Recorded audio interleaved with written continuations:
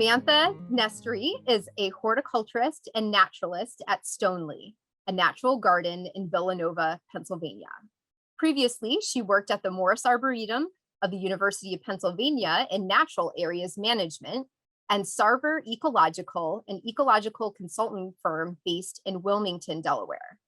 Sam's love of insects was fostered in college and led her to a master's degree in entomology through the University of Delaware. Go Blue Hens! She is passionate about native plants, ecological gardening, and insect conservation, and is strongly committed to educating the public about these important issues. So at this point, I will turn things over to Sam to get us started. Thanks so much, Amy. Thank you very much for having me. I'm so excited to be here with you all tonight to talk about butterflies and their caterpillars. Before I start, Amy, I'm actually going to throw it back to you real quick.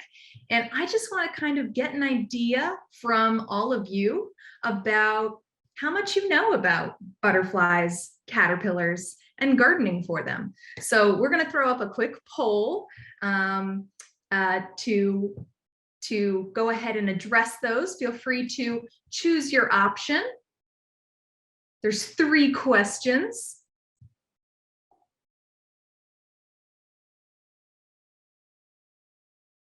And I'd love to get an idea of how confident everybody feels.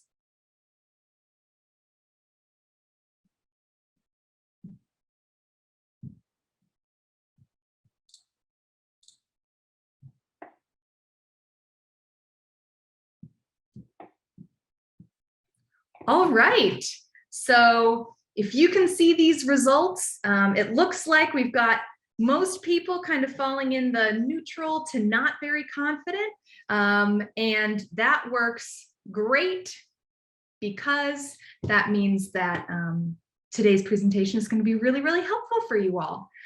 So I'm going to go ahead and share my screen. A phrase we've all heard many times, I'm sure. So thank you all so much again for joining us tonight. I'm so excited to talk about butterflies and their caterpillars. But first, I've got to do my own little spiel because I represent another local garden here on the main line of Philadelphia. So Stoneleigh is one of the newest public gardens in the Philadelphia area. It was once the estate of John and Cara Haas, and in 2018, it opened as a public garden. And we've had this beautiful and really unique opportunity to take a landscape that's really steeped in history and transform it into a beautiful and biodiverse wonderland of native plants. As a new garden, we are continuously designing and planting new spaces, creating opportunities not just for humans, but also for wildlife to enjoy and delight and use the garden. So over the past 5 years, we've actually planted more than 80,000 plants, representing 3,000 different taxa. And it's been really, really incredible to see how true it is that if you plant it, they will come. So with all of these native plants that we've been adding and our shift to sustainable landscape management, we've noticed a really incredible increase in butterfly populations in the garden. So all of these butterflies and lots of other butterfly species are now mainstays at Stoneleigh. But as with most insects, I'm sure many of you have heard, most insects, including butterflies, are experiencing drastic declines in their populations, manner of, multitudes. And it's due to a variety of factors. There's climate change, urbanization and development, pesticide use, habitat fragmentation, the use of ornamental non-native plants in our landscapes, invasive species, so many other factors. But the great thing about butterflies is that they're pretty mobile, they're pretty great at flying. So if each of us makes even just small changes in our own gardens, in our neighborhood gardens, in our neighborhood landscapes, we can really begin to create quality habitat for these really, really beautiful, evocative creatures, just like we're doing at Stoneleigh. And that's a story that can be repeated throughout the world, really, but especially in Eastern North America. So we'll pop into that information, but first things first, what exactly is a butterfly? It may seem like a silly question, but it's not as straightforward as you might think. Butterflies are in the group, technically order, Lepidoptera. Lepidoptera translates to scale, lepid. Ptera means wing, so it translates to scale wing. And that refers to the fact that all of the members of this group, their wings are covered in these really, really tiny scales. And often they're very pigmented. Sometimes those scales kind of give things a bit of a hairy appearance. This is a very big group. It includes not just butterflies, but also moths and skippers. And technically, skippers are just a really, really large group of butterflies. They actually make up 1/3 of all butterfly species. We're not going to talk about skippers today because they get a little confusing. We're just going to focus on kind of this other 2/3 of those butterflies, the things that are considered butterflies. And just another quick, interesting note, technically butterflies in an evolutionary sense are actually day-flying moths. So really we're talking about moths, but that could be a whole different presentation in and of itself. So what I'm going to focus on once again is just butterflies. Common and not so common species that we could find in this area in particular. So butterflies, in comparison to moths and skippers, are identified by their day flying habits, so they fly during the day, and their clubbed antennae. So their antenna is nice and thread-like up until the very end, where it has this kind of swollen bit that looks like a club. When we look at moths, this is kind of the traditional moth antenna that we might think of, right? This kind of feathery antennae, but they can also just have thread-like antennae. So imagine just the thread-like part, no club at the end. And lastly, skippers, which once again are a type of butterfly, their club is kind of modified to have this little hook at the end. So those are some identifying characteristics between those groups. I know it can seem a little overwhelming, but it just takes a little bit of practice, and you'll start to understand and notice the different species that are really common to see. When we talk about insects, especially insect identification, understanding their life cycle is actually very, very important. A lot of insects go through this thing on the left, which is called hemimetaboly, or incomplete metamorphosis. That means that an egg hatches, it hatches into a nymph. The nymph looks kind of like the adult, it's just smaller and it's not mature yet. And then it molts and gets a little bigger, and molts and gets a little bigger, and molts and gets a little bigger. And finally, it molts one last time and it becomes the adult. So not super complicated on the hemimetaboly side, but let's pop over to holometaboly. Wink, wink, nudge, nudge. This is where butterflies fall. So holometaboly, or complete metamorphosis, is kind of what you learned in school, right? In elementary school, probably about butterflies. It's where there's an egg.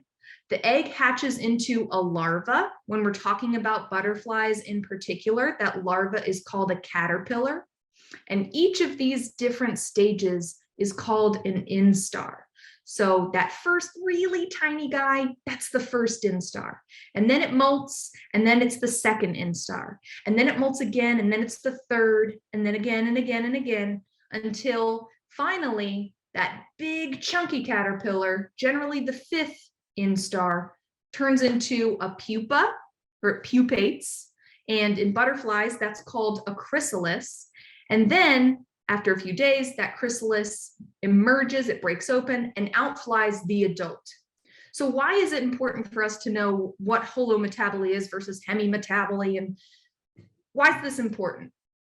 Number one, for identification. So caterpillars look very, very different from their adults. So I'm going to show you caterpillars that don't have any resemblance to the adult. So when we're talking about identifying butterflies and caterpillars, we have to have these two different things in mind. And it is very different in terms of supporting these butterflies, because larvae or caterpillars and adults eat very different things and have very different habitat requirements. As adults, most butterflies are considered generalist nectar feeders, which just means that they can feed on a variety of different flowers as long as they're blooming, they're accessible, and they produce nectar.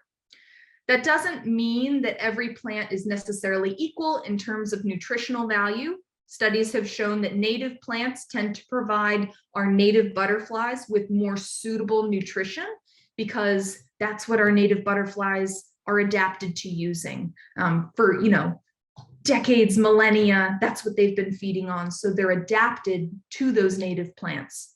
But butterflies can still enjoy lilacs and lantana and other non-native plants. As we talk about adult butterfly identification, there's a few terms that will be important to know. So first is wing veins. Wing veins don't come up in all butterflies, but they do come up in some. And those are essentially just these lines that run through the wings. Also, margin. Margin is essentially just the outer edge of the wing. And then when we talk about wings, we've got a few things. We've got the forewing, which is up at the front, closest to the head. There's the hind wing, which are the wings closest to the abdomen or the booty. And then there's also underwing, and I'll show you some pictures of those, but it's just what it sounds like. It is under the underside of the wing. So in terms of feeding habits, caterpillars are a much different story than the adults, which I mentioned are generalist nectar feeders. Most caterpillars are considered specialist feeders, or usually herbivores. And that means that they feed only on groups of related plants. Sometimes that group of related plants is larger and could include one or even a few whole plant families. And sometimes that group is really small, and caterpillars can only feed on plants in a single genus of plants. Some insect larvae can look like caterpillars, even if they are not caterpillars, particularly wasp larvae and fly larvae sometimes. But caterpillars have a few distinguishing characteristics. So they've got their head, classic. They've got 3 pairs of true legs, which they will keep into adulthood. One identifying characteristic of insects is that they have 3 pairs of legs compared to, say, spiders or ticks or mites, which have more legs. And then, really importantly for caterpillars, is they will always have these little prolegs, which are not legs at all, but they're essentially just extensions of muscle. And that helps them crawl around and hold on to leaves and twigs and branches. And at the end of each proleg is something called a crochet. And it's essentially this little pad of Velcro that really helps them to hold on. Caterpillars will have 5, and you can see here there's 5, 1, 2, 3, 4, 5 pairs of prolegs or fewer. Other insect larvae may have 0 prolegs, or they'll have 6 or more pairs of prolegs. So a little bit of kind of getting nitty gritty, but it's important to know. And now we can lead into identifying some of our native butterflies. First up, we have the always beautiful common buckeye. This is a medium-sized butterfly, which means that it's going to be maybe about 2 inches wide, 2 to 3 inches wide. And this really can't be mistaken in its adult form for anything else. It's really unique. It's this beautiful kind of chestnut brown color. It's got these pale forewing bars up here. But most stunning of all are those gorgeous multicolored eye spots on the fore and the hind wings. You can kind of see on the underwing one of them peeking out, but buckeyes do tend to lay with their wings spread out like this, which is very helpful for us as we try to identify it. So again, this really can't be mistaken for much else. Common buckeye, very unique in its adult form. Also pretty unique in its caterpillar form. So it looks it's kind of spiky and almost neon, dark with orange, blue, and cream colored spots, including these kind of blue spikes that are coming out. Really, really interesting. They really kind of shine in the sun or in the light. Really beautiful. So we're talking about the caterpillar. What does it eat? How can we support the caterpillars of buckeyes? So these caterpillars feed on plants in the figwort, acanthus, and plantain families. So generally, you probably don't really have to do much planting for these butterflies because first and foremost, they're actually migratory. So most of their larvae actually develop much further south, and then each kind of generation will move up a little bit more and then move up a little bit more. And there tend to be more plants in these families further south you go. And then secondly, when they are up here, they actually can readily use this little weed you may be familiar with, broadleaf plantain. But if you don't want to actively plant broadleaf plantain, and you still want to see caterpillars in your own garden, there are some beautiful native plants that do support these caterpillars, including blue toadflax, Linaria canadensis. This is a really delicate, cute little plant. I saw this one here at John Hines Wildlife Refuge. It likes a little bit of wet. And wild petunia, Ruellia humilis. We have lots of this in the garden. It gets a little enthusiastic is what we like to say, but it's a great filler in any planting bed. And it gets these gorgeous purple flowers. Next up, we've got another medium-sized butterfly. This is the red admiral. The red admiral also doesn't really have any other lookalikes in our region. As you get further south and a little bit further west, there's something called a white admiral that can get a little confusing.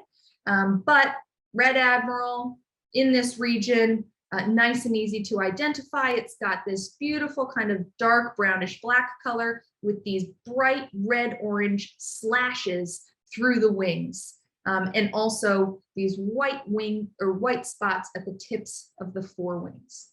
Its caterpillar isn't really much to write home about, just kind of a green little guy.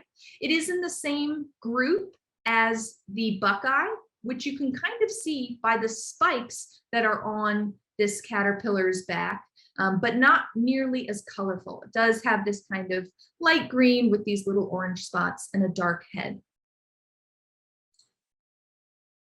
And that makes perfect camouflage on its host plants.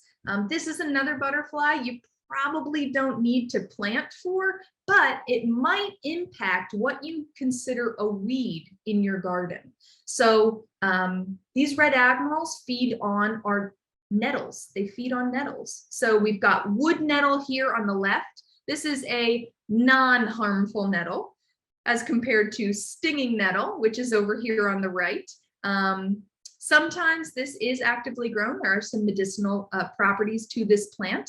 But if you've ever accidentally stepped into a patch of stinging nettle, you know that there's some downsides too, but maybe a little corner of the property where we can let some stinging nettle go in order to support our red admirals wouldn't be such a bad thing. All right, we're moving into some of our larger butterflies. And up next, we're going to talk specifically about our swallowtails.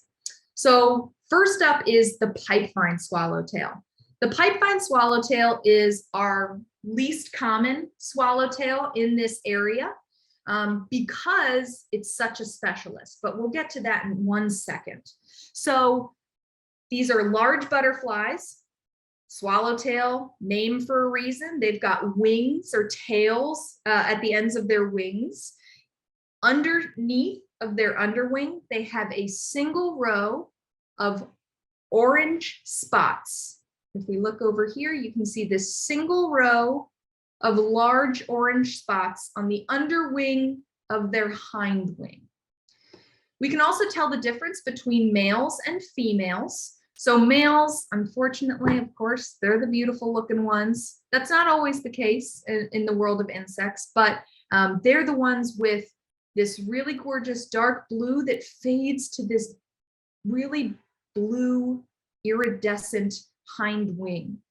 But both the males and the females have this row of pale spots that cuts all along the margins of both the fore and the hind wings. So what about the caterpillar? I mentioned that they are specialists. These really gnarly looking caterpillars, so cool. They're this really dark brownish black with these bright red spots. They only eat the leaves of pipevine. And in this area, we have two that are native. We've got Dutchman's pipe, Aristolochia macrophylla. This one gets huge leaves, the size of your face, really, really large. And then we have another option that's not quite so crazy. That's woolly pipevine, Aristolochia tomentosa. So one note about this caterpillar, it looks so gnarly because this is actually a warning sign to predators. We'll talk about monarchs, but that's kind of a similar vein. Dutchman's pipe and pipevine have aristolochic acid in their leaves that makes the caterpillar toxic when it feeds on those leaves. So this color scheme is all about telling predators, don't eat me, I don't taste good, it's not worth it. Plus, they're really, really cool to look at. We found these for the first time last year here at Stoneleigh after planting a pipevine just 1 year before. All right, moving on to another large, dark swallowtail with elements of blue. This is the spicebush swallowtail. So these spicebush swallowtails are also large, also dark. They also have these large light green marginal spots, but you can see they are larger than the spots on the pipevine swallowtail. Here, the male has this almost seafoam green iridescence on the hind wings, where the female has a few orange spots and a much more traditional blue on the hind wings. But the really easy identifying characteristic for spicebush swallowtails is actually on the underwing. So often spicebush swallowtails will be feeding on a flower and they'll be resting just like this. And all you need to do is look for what's called the comet. So here we have a single row or a double row of orange spots, one row having larger orange spots, but one of those spots is missing, and instead we've got this kind of comet of blue cutting through that row. The caterpillars are possibly the cutest thing I've ever seen in my entire life. They're snake mimics. So they're trying to mimic a baby snake. And this is also a predator aversion strategy. So they're trying to say to birds, hey, I'm a snake, where these eye spots are totally fake. Totally fake. It's amazing. Spicebush swallowtail, aptly named. They eat spicebush, but they also eat sassafras. So if you have either of these plants in your yard, try and keep an eye out for these really, really cute caterpillars. And if you don't have either of these in your yard, they're fantastic plants. You should get some. All right, moving on to our third large, dark swallowtail. Again, we've got our black swallowtail. It's large, it's black in color. The males have these bands of yellow across their wings. The females, those bands of yellow are much smaller, and she's got this really beautiful iridescent blue. But the really easy identifying characteristic for black swallowtails is this orange spot. This orange spot that you can see when it's from the underwing and from the top. It has a pupil in it. So it's called an orange eye spot, and it's got a pupil in it. So you can see it here on the female, you can see it up here on the male, and you can see it from below. So it's orange and it's got a black dot inside, making it an eye spot with a pupil. So most people may be familiar with this butterfly because these are the caterpillars that are eating your parsley, they're eating your cilantro, and they're eating your fennel. They're really cute. They've got these black and green stripes with yellow spots. In their younger forms, they look a little different. They actually kind of look like bird poop. And we'll talk about bird poop mimicry in just a little bit too. But if you don't want them eating your cilantro or your parsley or your fennel, what can you plant instead? What are some native plants that support them? So black swallowtails will eat things in the carrot family, but they do have some things that they prefer within that family. And two of those natives that I highly recommend are golden alexanders, Zizia aurea, and most spectacular of all, purple stem angelica. This is an amazing perennial. It gets 5 to 6 feet tall. It's got these really cool purple stems, aptly named purple stem angelica, and these interesting seed heads, which last well into summertime. So I've found at Stoneleigh black swallowtails on both of these species, but especially that purple stem angelica. So last in our dark swallowtails is the eastern tiger swallowtail. So you may be saying to yourself, Sam, that does not look like a black swallowtail to me, or a dark colored swallowtail to me. Give me 1 second. So this is a pretty familiar butterfly to lots of people in this form. So this is, again, the eastern tiger swallowtail. The male is yellow with black stripes, no sign of blue on its hind wings. Whereas the female, very similar look on the forewings, but she's got this really beautiful iridescent blue on the hind wings. But I'm going to throw you for a loop here. Sometimes the females are dark morphs. So they are this really dark color. So how do you tell them apart? Well, they still have these orange spots and this light blue iridescence. Sometimes the dark color isn't concentrated enough. So you can still kind of see a little bit of the striping, those tiger stripes, especially when sun is shining from behind. But mostly it doesn't have any of those other characteristics that we talked about for those other dark colored swallowtails. And I'm going to do a little mini quiz here in a second so that we can get a chance to kind of see them all next to each other and side by side. We've got another snake mimic caterpillar here. in the eastern tiger swallowtail caterpillar. They are so, so adorable. And again, we've got in their younger instars, they look like bird poop, and that is on purpose. No one wants to eat bird poop. So why don't you look like it, mimic it until you get big enough that you can pretend to be a snake instead. So these guys are considered more generalist than specialist. So they'll feed on things in the magnolia family, especially sweet bay magnolia and tulip tree, but they'll also eat chokecherry and some of our other native cherry species too, but most often found on tulip tree and sweet bay magnolia, both of which are gorgeous plants. Okay, so we're going to do a little review because I know that that might have been a little bit overwhelming. So take a second, see if you can't match pipevine swallowtail, spicebush swallowtail, black swallowtail, and dark morph tiger swallowtail to each of these photos. So I'll give you a second and kind of run through them in your head.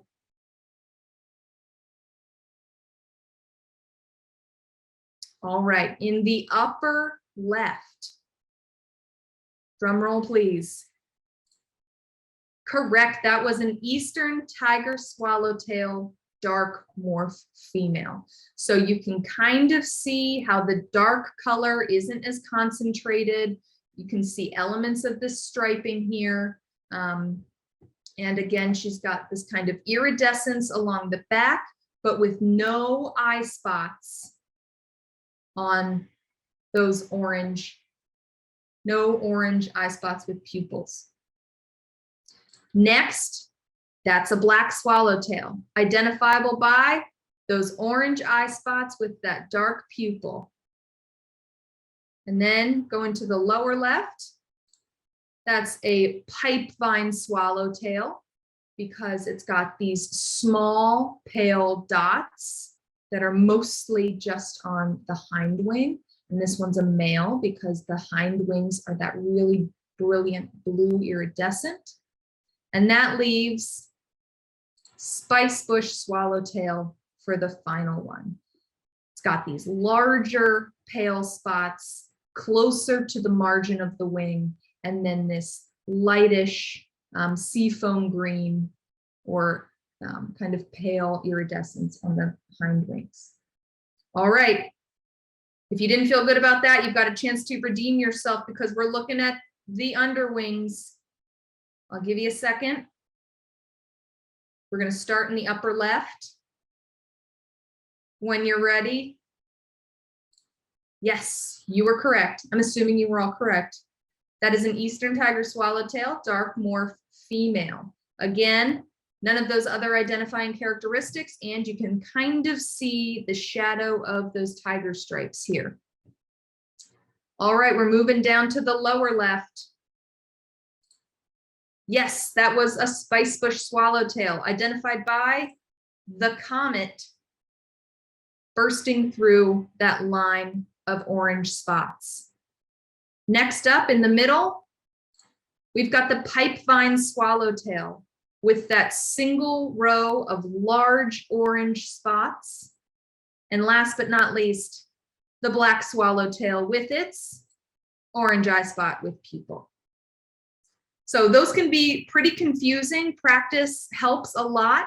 And again, if there's not pipevine in your area, chances of seeing a pipevine swallowtail are kind of slim. So that kind of narrows it down a little bit, but just keep an eye out. Sometimes binoculars are helpful. All right, next up, we've got one of my favorite butterflies. This is the mourning cloak. This is a medium to large sized butterfly. It's got this brilliant, unique maroon brown coloring with these blue spots and a very light marginal border, both above and below. So here's the underwing up here in the upper right. And what's really interesting about this is, doesn't that look like a dead leaf? It's a great dead leaf mimic. And you're asking yourself maybe, why is it a dead leaf mimic? And the answer is mourning cloaks are one of the first butterflies to emerge in our area. They often emerge before leaves are on the trees. So acting like a leaf mimic is perfect camouflage for them. They're some of the, again, the first butterflies that you see. And the reason that is because they actually overwinter as adults. Most other butterflies are overwintering as caterpillars or as chrysalises or even as eggs, but mourning cloaks overwinter as adults. And then you might be asking, well, if they emerge before there's leaves on the trees, I'm pretty sure there's not flowers. So what do they feed on? Mourning cloak adults actually don't feed on flowers. They feed on sap, sometimes even dung or other things that can provide those nutrients. So in spring, as that sap starts to flow, they'll find sap flows and they'll feed from that instead of from flowers. Again, mourning cloaks are in the same group as those buckeyes and as those red admirals. So they've got this stripe, these spikes along their backs. And this one has that kind of iridescent blue color to it, but it's pretty uniformly dark with orange spots along its back. Just one of my favorite butterflies. And you can really only see it in the early spring. Then they actually do something called estivation, which means essentially hibernation, but in the summertime. And then they'll reemerge in the fall. So how do we get those cute little black and blue and orange iridescent caterpillars? Well, they can feed on a few things. They love hackberry. Sometimes they'll feed on elm, but also on some of our willows. So prairie willow is a beautiful willow species for dry conditions. And silky willow, Salix sericea, is a wonderful smaller willow for wet sun conditions. Really, really beautiful. We're so excited. We don't have a lot of wet areas here at Stoneleigh, but we've got one that we're planting this fall, and we've already got these silky willows in the nursery. We're so excited to get them planted out so that we can see hopefully even more mourning cloak butterflies. Speaking of early spring butterflies, we've got two that look very similar, but I'll tell you how to tell them apart.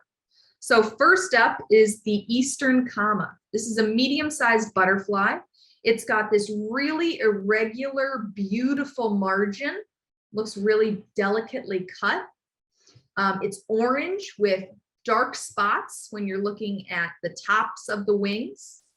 It lacks a dash near the forewing tip, and that'll come in handy in just a second. So if we look at these spots, it's got 1, 2, 3 spots right here, 3 spots right here, no dash right here.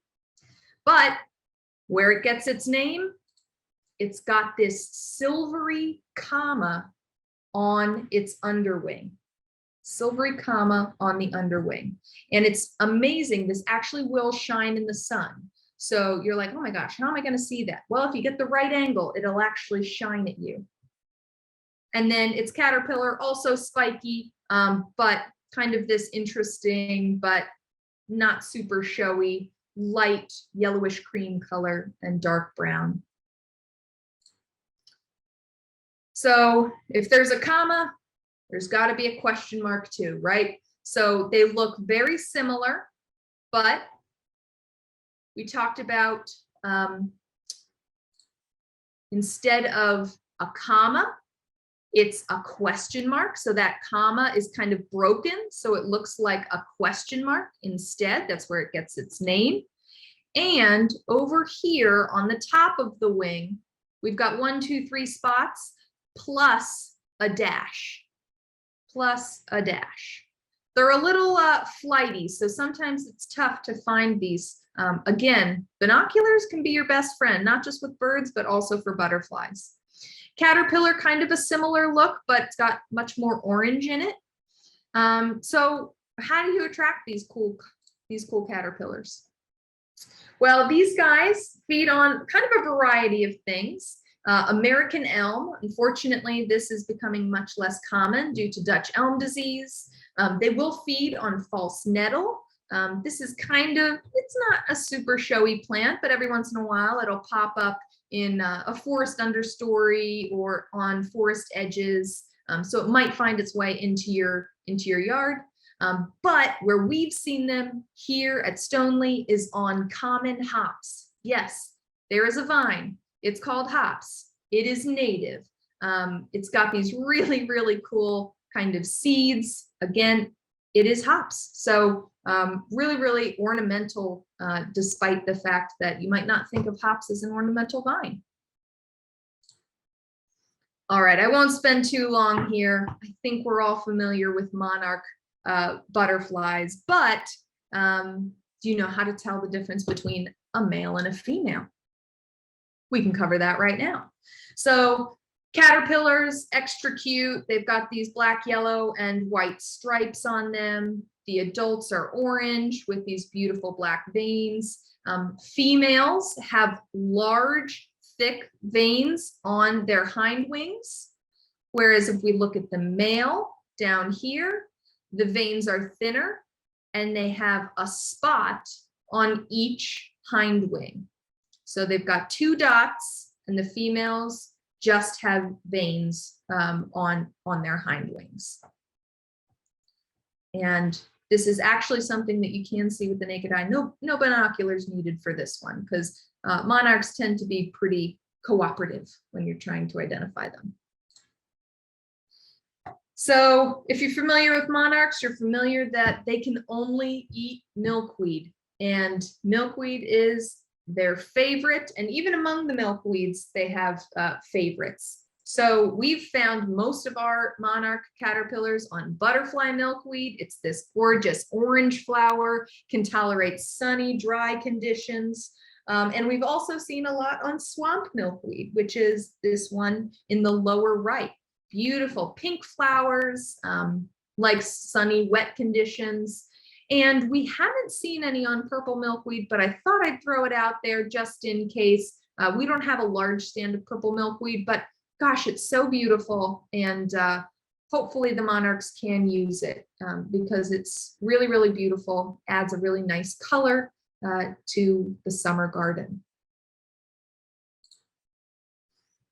All right, so we've got a monarch lookalike, a monarch mimic, as we would call it. So this is not a monarch, but a viceroy. There's also a queen, but you don't see her until you get further south. So the viceroy, though, we could see up here in this region. The viceroy is a smaller butterfly than the monarch butterfly. And the easiest way to identify this butterfly versus the monarch is this stripe that runs through the hind wing. You can see it from above and you can see it from below. And this V, or this stripe, kind of forms a V. V for viceroy, nice way to remember.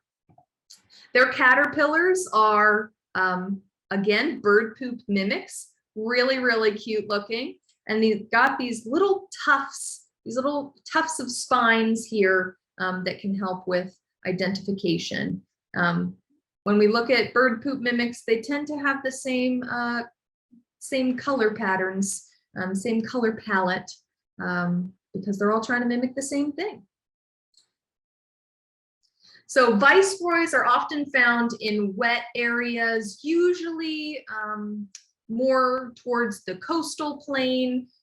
They like wet meadows and marshes and floodplains, and that goes right along with their host plants. So some of their host plants include eastern cottonwood, which is Populus deltoides, notoriously found in wet environments, and pussy willow as well, Salix discolor, again, notoriously found in wet environments. So they'll feed on these willows and these poplars that are found in these kind of marshy conditions.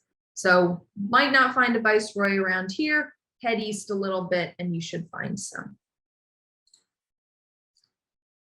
One of my favorite butterflies the red spotted purple, just so beautiful. Another medium colored medium sized butterfly.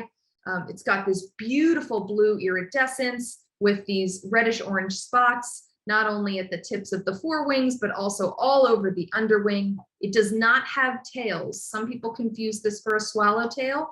It is smaller and it doesn't have those tails. So, and then again, we've got a bird poop mimic over here in its caterpillar. It's, as you can see, it's a strategy used by quite a few species of caterpillars. To me, it never gets old. It's amazing. So the caterpillar is considered a generalist species. They can feed on lots and lots of different plants, including, but not limited to, black cherry, choke cherry, and white oak. But they'll also feed on native poplars, hawthorns, birches, willows, amelanchiers, lots and lots of different things that they'll feed on. So be sure to look out for those caterpillars. They're so cool. The one that I just showed was actually one that we did see at Stoneleigh on a little black cherry sapling. So easy to attract those beautiful butterflies. Okay, we've got two other lookalikes here. We've got the American lady. So the American lady, really beautiful butterfly, medium sized. It's got a white dot on the top of its forewing, but the easier way to tell is through these two big eye spots on its underwing. Really, really gorgeous, multicolored, really spectacular, especially when you get up close and you can see all that iridescence. These caterpillars are wild looking. They look like clowns to me. So they've got these brown and yellow stripes with red and white dots. Really incredible. And you can probably easily attract, you can easily find these caterpillars because everything's right at ground level.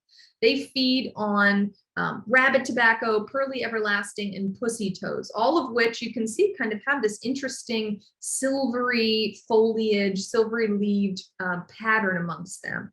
All of these plants are really cool, beautiful additions to the garden for this silvery foliage. It's kind of hard to find that in a native plant, but each of these can provide.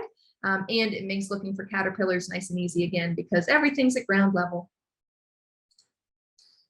So the American lady compared to the painted lady. The painted lady also has eye spots, but instead of two large ones, she has four smaller ones. And over here on the adult, you can see there's no white spot, and this black line is unbroken. So again, looking at it from the top, some of these are a little bit more difficult, but if you look at that underwing, you can, it's much easier to tell. These caterpillars aren't nearly as colorful as the American lady caterpillar. These ones tend to be black with these kind of pale yellow spines. So again, those four eye spots, that's going to be the difference. Painted ladies feed on a lot of different host plants, but they are sometimes called the thistle butterfly because of their preference for thistle. And I know thistle kind of might leave a little bit of a weird taste in your mouth because one of our most common thistles is Canada thistle, which is an invasive plant. We've also got musk thistle and bull thistle, which are invasive plants too, and they can be really nasty. But we do have a few native thistles that play nicer in the garden. And if you've got an area where they can kind of let go, thistles are one of our best adult butterfly supporting plants that we have. And they're kind of beautiful. I don't know about you, but I think they're really, really beautiful. So swamp thistle and prairie thistle are both native thistles that you might consider adding to the garden. Makes a nice cut flower, just, a little shift in perspective, and maybe we can think of thistles as garden worthy plants. So, all right, looking one more time. Over here, we've got the American lady with her two eye spots. And then over here, we've got the painted lady with 4 eye spots. I've been trying to think of a way to kind of think of, I don't know, how to remember the 2 versus the 4. The only thing I came up with is the painted lady. She paints more. I don't know. She's got more eye spots. Feel free to think of something. If you get anything, let me know, because I'd love to pass it along. All right. Next, we're moving on to the Great Spangled Fritillary. And I chose this one because it's the largest of our fritillaries, but there are a lot of different fritillaries, fritillary butterflies, and some of them look kind of similar. So sometimes it's just easier to say, ah, that's a fritillary, and it's fun to say. So fritillaries tend to be medium to large size butterflies. They've got these beautiful kind of chocolate brown, orange coloration with these black stripes and spots. On their underwings here, they've got these beautiful silvery spots. Again, these shine in the sun, kind of like the comma and the question mark marks do. And then for the Great Spangled Fritillary in particular, we've got this spiky caterpillar, black with orange spines. And a lot of them tend to look a little bit similar. Variegated fritillary is another fritillary that you might see. That's got more of a spotted body in addition to the orange spines. And all fritillaries feed on violets. So violets tend to get a bad rap in the garden because they can be a little enthusiastic. People don't like them in their lawns, but again, just a minor shift in perspective can really help us to support our fritillary butterflies and our beautiful native plants. So violets, especially en masse, are gorgeous. And there's not just the wild blue violet, which people are more familiar with, but there's field pansy, there's striped violet, there's lance leaf violet, which is sometimes called bog violet, that likes wetter conditions. So incorporating these plants into our landscapes as either lawn substitutes or as ground covers not only supports, a more diverse garden, but it also supports these fritillary caterpillars. And there are some bees that specialize on violet flowers. So many reasons to include violets in your garden. All right, the last butterfly that I am going to highlight, thought we'd go out with a bang. Here we have the largest swallowtail in all of North America. And believe it or not, this could be in your yard. So here we have a caterpillar that mimics bird poop. I think this one arguably does the best job of all the ones that we've seen. These caterpillars feed on plants in the citrus family. So down south, where people grow their own oranges and their own limes and their own lemons in their gardens, they often consider this caterpillar to kind of be a pest, just because they're so prolific down there. They're so prolific, they actually call them orange dogs because they love feeding on oranges. And I guess, people don't necessarily like them, so they call them a dog. But up here, we have a much more limited palette of native host plants, but we do have 2 options. And the first is a regional native hop tree, right over here on the left. It's a really beautiful tree. It's got these gorgeous seed heads. Sometimes it's called wafer ash.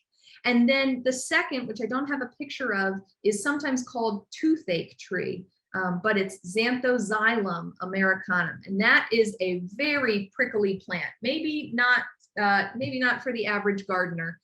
In terms of a good garden plant, we might want to go with hop tree instead. But we've got quite a few of these in the garden here at Stoneleigh. We're counting down the days until we hopefully see a giant swallowtail caterpillar there.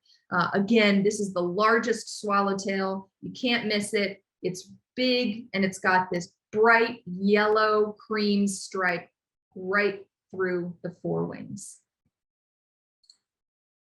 All right, so that was a lot of me chatting about identifying butterflies. But how do we attract them? What can we do to support them? When planting for any wildlife, including butterflies, diversity is the key.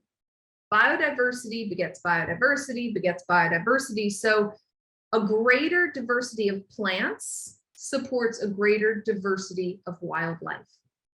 And that's not just a diversity of species, but it's a diversity of flower types and flower colors and flowering times and plant types and heights and structures. Plus, diverse plantings, they're more interesting, they're more fun, and they're more resilient in the face of challenges like climate change, invasive species, and pests and diseases. So diversity is the key to life. So we talked a lot about host plants to support the caterpillars. Let's talk about some things you can add to support the adults. What are some native plants that we have found to be some of their absolute favorites? Oh, excuse me. So first up, rudbeckias. These are our cone flowers.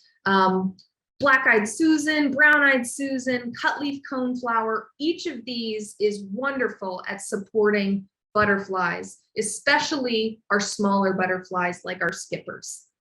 I think most people are probably familiar with black-eyed Susan and brown-eyed Susan. Cutleaf coneflower is actually a great part shade option. They grow really tall too, so it's perfect for the back of a border. And they are enthusiastic, so be prepared to share with friends. Next up, we've got asters. Asters are some of our most important nectaring plants because they bloom in the fall. The fall is a really important time, not just for most butterflies, but especially for monarchs. I think we're all familiar that monarchs migrate down to Mexico. So they need a lot of energy to sustain themselves on that journey. So the more plants that we can plant up and down the coast, all throughout Eastern North America and all of North America really, the more prepared those monarchs are going to be to make that journey successfully down to the boreal forests of Mexico. So we've got so many great asters. I'm just going to highlight a few of the ones that we've found butterflies to be most attracted to. So we've got frost aster over here on the left, small flower, big impact. That's all I'm going to say. We've also got New England aster and aromatic aster, both of which are great.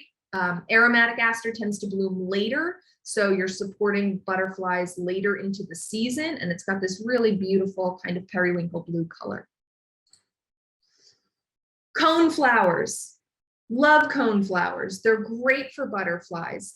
There's lots of different types of cone flowers. When supporting butterflies and other pollinators, you want to be sure that it's an open flower form. Some of our coneflower cultivars kind of get a little bit crazy with some double flowering and stacked forms. If you like that, awesome, add it to your garden, but don't forget to add also these more accessible open flowered forms as well. Joe Pye. Oh, you can't go wrong with Joe Pye. Sometimes people don't have the room for the straight species Joe Pye. So there's some great smaller cultivars. Baby Joe and Little Joe are two that we love here at Stoneleigh for smaller spaces. And lastly, garden phlox on this slide. Oh my goodness. I mean, I can't say enough good things about this plant. This is always covered in butterflies, absolutely covered, especially in the swallowtails. Those large butterflies really take advantage of the nectar from garden phlox. Plus, I think it's one of our, one of our best perennial plants in the region. I love it. We've got some others here. Wild bergamot, or really any of our bee balms would be great, are great for supporting butterfly adults. Anise hyssop, agastache, and mountain mint. I can't say enough great things about mountain mint, except I will say right plant, right place. So just make sure you're ready for it to get enthusiastic and spread around. And it doesn't stop at perennials either. You can support butterflies with some of our shrubs too. Bottlebrush buckeye supports especially our swallowtails. Sweet pepper bush or clethra is one of my favorite plants to recommend to any gardener for so many reasons. It's tough, it can tolerate lots of conditions, it's disease-free pretty much, it's pest-free, it has these beautiful fragrant white flowers, and it attracts all sorts of pollinators. And lastly, button bush, same boat. Oh my goodness. I feel like this plant has gotten a bit of an interesting rap because the seed head or the flower head does look a little bit like the coronavirus, but we're gonna take it back. We're gonna reclaim button bush, and it's gonna be a pollinator powerhouse instead.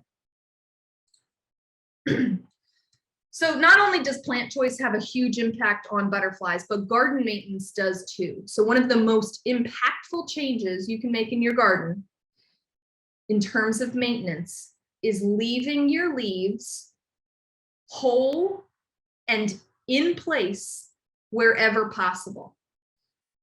So one part of the story of most of these butterflies I didn't really mention because there's so much information to talk about is what they do during the winter time. And the winter is one of the most dangerous times for an insect. It's dry, it's cold, and it just presents a lot of dangers. Butterflies and moths have a ton of different strategies for overwintering. I did mention that morning cloak. They've got a really interesting overwintering strategy because they do it as adults, but many of those strategies do involve leaves. So whether they overwinter as caterpillars, and I am going to step into the moth realm here real quick because, you know, they're part of the crew in a way. So whether they overwinter as caterpillars like the woolly bear, hunkered down among the leaves at the bases of trees or shrubs, or whether they overwinter as eggs like this banded hair streak on the right, or if they, and again, the banded hair streak, she actually lays her eggs on dead leaves below the host plant. So when that egg hatches into a caterpillar, it can just crawl up the host plant the next year. Or whether they're overwintering as a pupa, like the Promethea moth, wrapped in a curled up leaf that sometimes falls to the ground. When we remove our leaves, or when we shred our leaves in the fall, we eliminate the habitat for these overwintering butterflies, moths, and skippers. Or sometimes, like in the case of the Promethea moth, we might just destroy them outright. So if there are areas of your garden where you do need to move leaves, try gently raking them or blowing them into a nearby bed or into a naturalized part of your garden where they can remain throughout the winter and into spring, and wait as long as possible to move those leaves, because all of those leaves are protecting these overwintering insects, and bonus, they're adding nutrients back into your soil as well. So what I covered today is just a minor blip in all of the beautiful butterflies that we can find here in Pennsylvania and in the mid-Atlantic region. So these are some of my favorite guides to use for butterfly and caterpillar identification. The Kaufman Guide does cover all of North America, but it's really nice and light. If you want something more specific, there is the Butterflies of Pennsylvania, provides a lot more information about each butterfly. And then my absolute favorite guide for caterpillars, Caterpillars of Eastern North America by David Wagner. Just a really, really great book. I've actually nearly destroyed mine. It's almost broken in half, but you know what? Maybe just some tape and glue will keep it together. So with all of that, I am happy to answer any questions. I'll exit out of here. Again, if you've got questions, throw them in the Q&A. And thank you so much.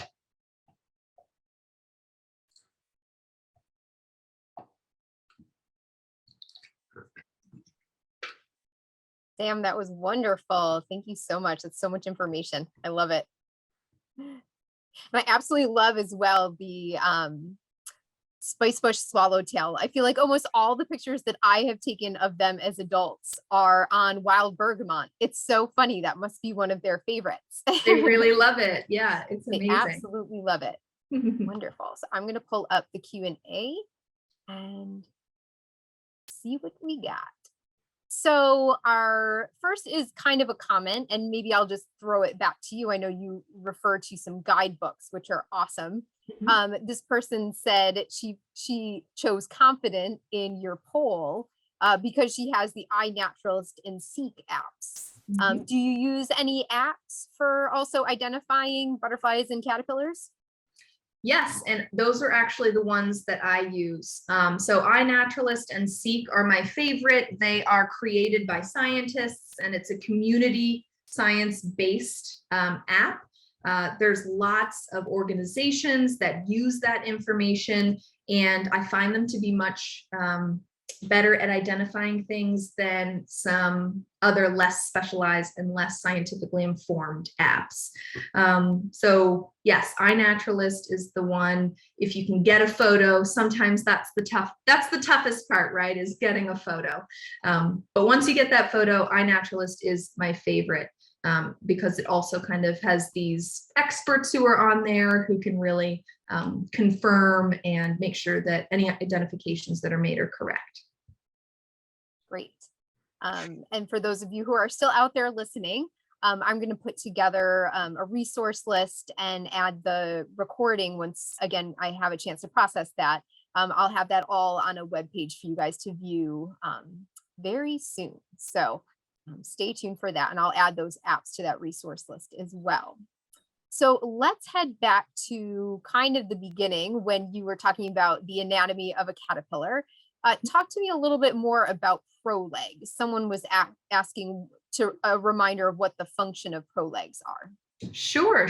So prolegs are essentially just muscle extensions from the body of the caterpillar that help them when they are clinging to or climbing up a plant. They're generally clinging to surfaces that, are kind of slippery, essentially. They're climbing up smooth stems or they're crawling across smooth leaves. It also gives them, so they're kind of on either side of their body. So if you're looking at me, they're on either side of their body, but they can actually kind of come together like a clamp almost. So they can actually crawl up like the side of a leaf. So those barbs kind of help them not only to hold on, but also to crawl places that they wouldn't be able to if they had just those three legs at the top, which, as you might have seen, are just kind of like sticks. They do have some grabbing ability, but these crochets on top or at the ends of their prolegs really give them that grasp that they need in order to stay on the plant, feed on the plant. And so I don't know if you've ever tried to pull a caterpillar off of a plant, but it is tough business. And you can kind of almost hear the Velcro when you pull them off, gently, of course. But it's all in order to support them staying on a plant and feeding. That's amazing. I feel the same way about prolegs. Man, they really do their job. Mm-hmm. Someone says that they think they had an 8-spotted forester on my oak leaf hydrangea. Is it rare? So 8-spotted foresters are not rare, but they're always fun to see. 8-spotted foresters are a type of moth. And so it's a little confusing because I called butterflies day flying moths, but there are true day flying moths that are actually part of that moth group with just those either thread-like or those feathery antennae. And 8-spotted foresters are one of those species. So you can see them often during the day, kind of flitting kind of low among different shrubs. Not rare, but a really great species to see. Yeah, that's great. I'll have to look that one up. I don't think I've heard of that one before. So someone's asking about the phlox that you might be growing at Stoneleigh. How do you protect it from rabbits? By having a very robust group of foxes. Yeah, rabbits, unfortunately, are something that we don't have to deal with here at Stoneleigh. But what I would recommend is if you have a group, if you have young emerging garden flocks, it gets really tall. So if you put a temporary cage around it until it gets tall enough that it's out of the kind of reach of rabbits, you can remove that cage and then let it do its thing. I know that woodland phlox, some of those earlier blooming phloxes are really tough for people to keep with rabbits. So, and if it's hard to grow phlox, there are some other options that the rabbits won't touch. So it's all an experiment. I've heard people say, my rabbits eat this, my rabbits don't eat that. And they live, 10 minutes away, and their rabbits have completely different palates. I love that you mentioned that the spicebush caterpillars are one of your favorites, because I would agree that they're one of mine. Always so photogenic when you find them. But someone was actually asking about not finding them, that she has spicebush, but she has not noticed caterpillars, and what might be a reason that she doesn't have caterpillars. She's in southeastern Pennsylvania. That's a great question. So I imagine you yourself are not using pesticides. It sounds like you're a well-educated person, but it's possible that neighbors might be using pesticides. That's one option. Another option is they're doing a great job at camouflage. It could just be that you're not, seeing them. Sometimes it takes a lot of practice to kind of find those caterpillars. Could also be, I'm not sure how long you've had your spice bush, but sometimes it takes quite a few years for the spice bush swallowtails to actually find your kind of cluster of spice bush. Other than that, could be garden maintenance. I'm not sure if you keep all of your leaves, but I believe spicebush swallowtails overwinter as chrysalises. So not cutting back your perennials is really helpful, because they'll find their way onto like the stem of an old coneflower or an old grass or something like that. And if we cut that and remove that, then that chrysalis gets removed as well. But yes, it might just be a matter of they're hard to find. They're doing a great job at camouflaging themselves. Great, thank you. Mm-hmm. Someone's asking about handling caterpillars. Are there any of the ones that you mentioned, are any of them poisonous or dangerous to handle? No, so the red admiral caterpillars and the fritillary caterpillars could look like they have what are called urticating spines. Those are the ones that sting. When in doubt, do not touch caterpillars, because some of them really have painful stings. Most of that is actually in the mothing group, but often when you're looking at caterpillars, you can't really tell unless you're familiar with the caterpillar, whether it's going to be a butterfly or a moth. So none of the ones that I covered are poisonous or quote unquote sting. But if you see any sort of spine or hair, there is a caterpillar that looks like a wig. It literally looks like a toupee crawling around. Don't touch that one either. So when in doubt, don't touch them. But if they're smooth, you're usually in the clear. And was I correct, your question slide at the end, was that a saddleback caterpillar Yes. that you showed really quickly? Yeah, and that's one that is a moth species, correct? But you don't want to touch that one. Yeah. Yep, that's one you do not want to touch. You generally find out the hard way that you have saddleback caterpillars. It's so essentially what causes that stinging sensation and that pain is those hairs break off in your skin. So there's a little bit of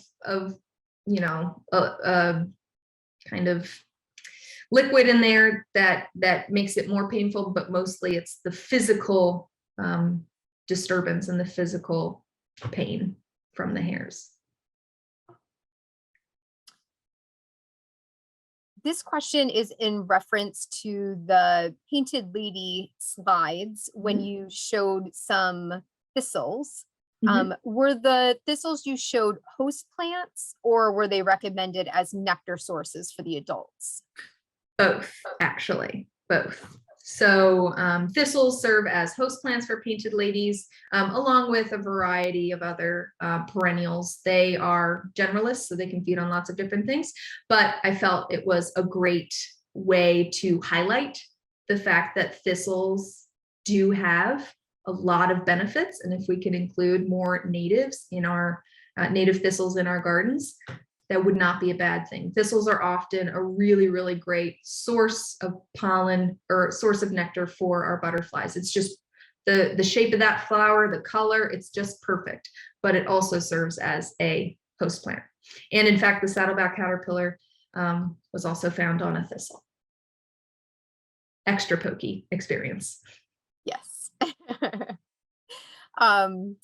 Someone's asking if caterpillars have the ability to bite at all with their mouth parts. No, they do not. But that does bring up an interesting point. So caterpillars can't bite, and all of the caterpillars that I highlighted here are herbivores. We actually do have one carnivorous species of caterpillar, and it's the harvester. And they'll often eat aphids or other small, soft-bodied insects. And I just like to highlight that because it is wildly unusual for a caterpillar to feed on anything other than plant material. So just a cool little factoid. Have you ever planted honewort as a host plant for swallowtails at Stoneleigh? We haven't. It has planted itself, but I haven't seen, I haven't necessarily scouted any honewort for black swallowtail caterpillars, but it is something that can be, can definitely serve as a host plant for them. Okay.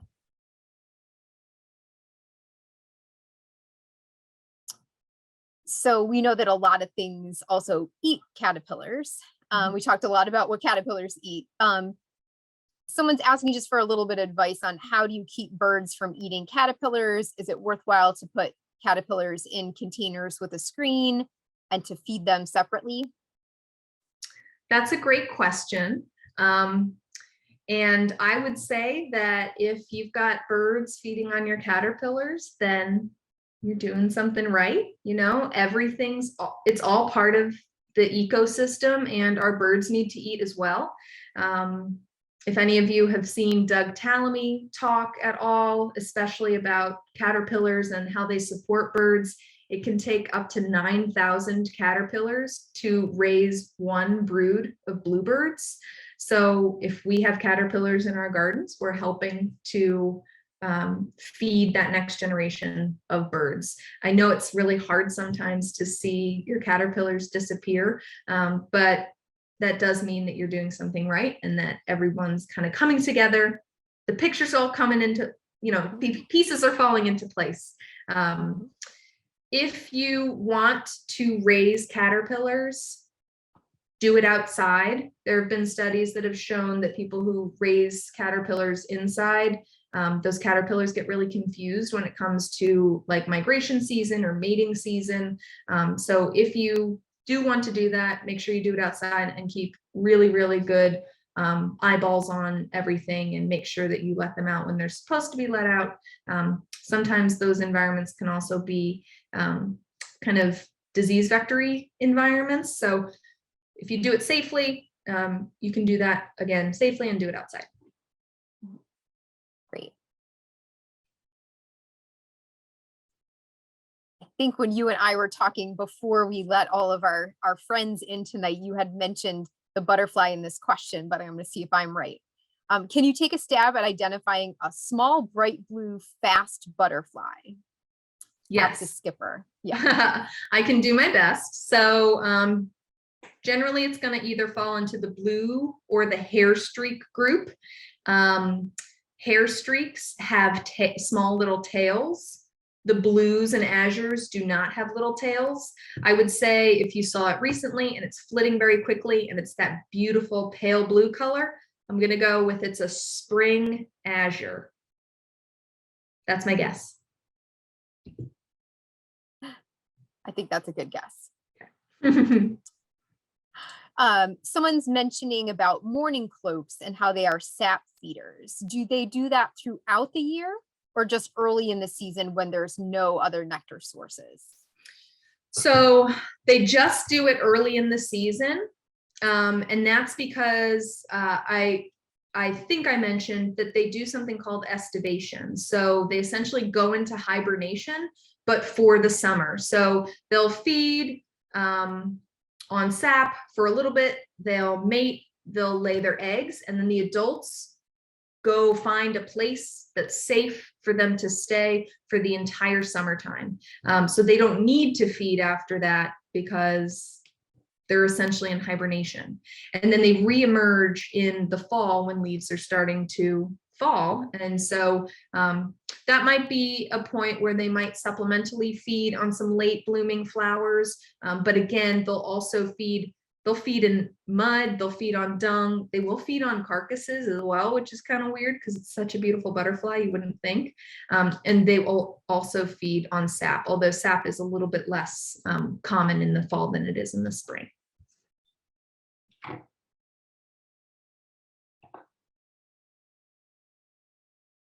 We're back to caterpillar hairs.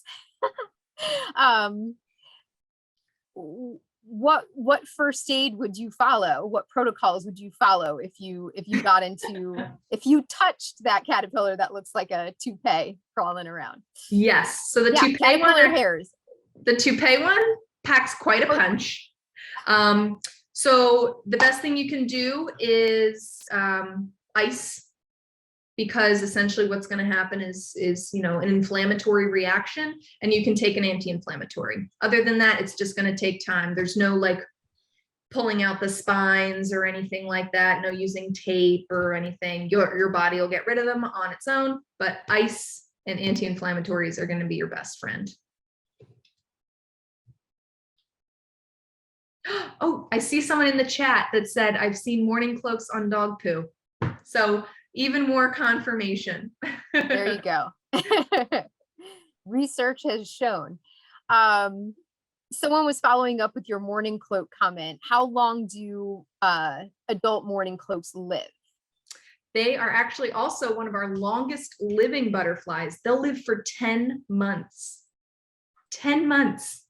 It's amazing. Most butterflies live for really a matter of weeks. So the fact that they live for 10 months is impressive as adults. Yeah. I didn't realize it was 10 months. That's great. I know. So I believe this might be the last question for you, and then I'm gonna address a couple here at the end. Can you talk a little bit about like mosquito sprays versus butterflies, or will cedar oil spray for ticks hurt butterflies and caterpillars? Maybe some of the other treatments that we might be doing in our gardens. Mm-hmm. So unfortunately, there's a lot of misinformation surrounding kind of mosquito applications. A lot of people say, oh, it'll only affect mosquitoes. That is only true when you are using BT pellets or dunks in water. That's the only time that the only thing it will affect is mosquitoes. And that's because caterpillars don't live in water, but caterpillars are affected by BT. But BT is Bacillus thuringiensis. It's a bacteria that essentially breaks down the gut of caterpillars and fly larvae. That's the only specialized insecticide that there is. So everything else comes down to timing. But when you're spraying for mosquitoes, you are spraying everything else that is affected, that is hit, will also unfortunately die. Targeted applications of some things, if you have a bad pest on like one plant and you can scout that pest for any other eggs or anything else like that, then as long as that's free and clear, you can use neem oil, you can use these other horticultural oils to treat, but make sure that you scout for either, good guys like butterflies or neutral guys too. They deserve to live as well. Lastly, for ticks, broad applications, not going to work very well. But I have seen tick tubes where you treat cotton balls with permethrin. You put it into essentially a tube. There's a bunch of different kind of ways that you can make them, articles that describe it. That is much more targeted as well, because something has to crawl into that tube, which most caterpillars will not be doing. So if you really do have a big problem with ticks, look up tick tubes. But the best way to control mosquitoes is to make sure that you don't have any standing water in, wheelbarrows, pots, things like that, and promote a diverse insect ecosystem, because our best predators are dragonflies, damselflies, robber flies, a bunch of these native insects that can do some of that pest control for you. So hopefully that answers that question. It's a tough one to answer, because I know mosquitoes are really tough, but yeah, unfortunately there's nothing that can just affect them. Right. So someone just chimed in as you were finishing that they just had an aerial spray for gypsy moths in her area. Did that kill all of her other friends? Yeah. Okay. Sorry, Rebecca. Yeah. It does depend on what they sprayed. If they sprayed something with BT, then they just killed all the caterpillars, but that's obviously not great. So, right. Yeah. Okay. So a couple questions that seem a little more Jenkins centric that I will address. So someone mentioned, will we do a program on moths? And I will say that I have something on the books for, and I have it next to me, so I'm just going to look down.